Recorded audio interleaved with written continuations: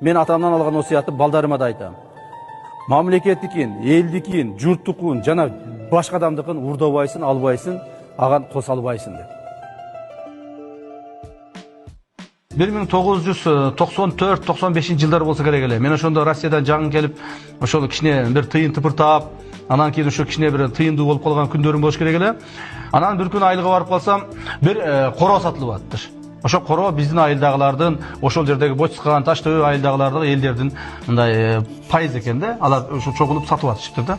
Анан кийин мен ошол короону алайын дедим дагы, анан атама барып, атама айтып калдым. Ата, мен ошол короону алайын.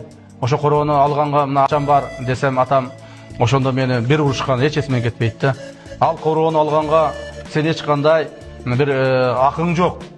Ал короону ошол жерде 10 жылдап, 20 жылдап, 30 жылдап жашаган чабан бар. Ошонун үй бүлөсү бар. Ошол алсын. Ал короого жүздөгөн, миңдеген адамдардын эмгеги кеткен. Мына ошолор алсын.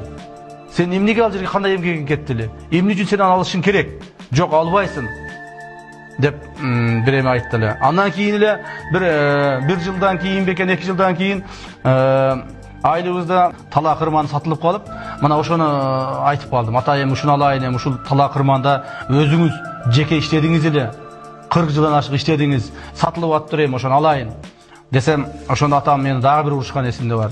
Ал жерде мен тура 40 жыл, 45 жыл ошол жерде, 42 жыл деп айткан эсимде бар. Иштедим ошол жерде. Бирок ал шыйпаң, ал тала кырман меники эле эмес. Ал жерде ошо атам аттарын айткан эсимде бар. Абдилда иштеген, Амир иштеген, Дутан деген иштеген, ал жерде Атакелди деген иштеген. Мына ушул адамдар иштеген. Мен эмне үчүн мен сен бар ошол сатып алышың керек. Эгерде ушунчалык эле акчаң көбөйсө, ушунчалык эле кыйын сатып алгыч болсоң, анда бар талаага барып ошол жерден жер алып ал, ошол жерге куур өзүң. Адырга барып ал, ошол жерге короо сал. Ошол жерге мал карма. Бирок элдикин сатып албайсың. Элдикин мына мен саган мурас калып калтырайын. Өмүр бою канча акчаң болсо дагы элдикин сатып алба. Элдин көз жашы менен топтолгон нерсени сен бекер алам же арзан алам деп умтулбагының деп атам ошону айткан эле. Көптөгөн мүмкүнчүлүгүм болду. Приватизацияга катышып, завод, фабрикаларды алып коюп, тияк кылганга, бирок аны кылбадым. Атамдын насыятын азыркы чекте аткарып келе жатам. Мындан ары да аткарам. Мен атамдан алган осыятты балдарыма да айтам. Мамлекеттикин, элдикин, журттукун жана башка адамдыкын урдабайсың, албайсың, ага косалбайсың деп.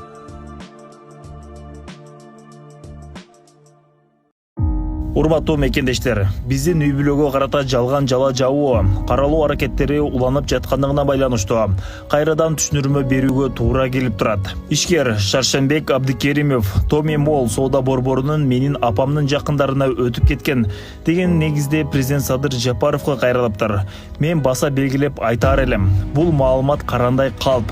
Мамлекетке кайтарылган бир дагы объект, ал эмес бир топчу да биздин үй бүлөгө өткөн эмес. Муну Абдикеримов жана башка бардык ошол сыяктуу мүлкүн мамлекетке кайтарылган ишкерлер, адамдар, коомчулук баары так билиши керек.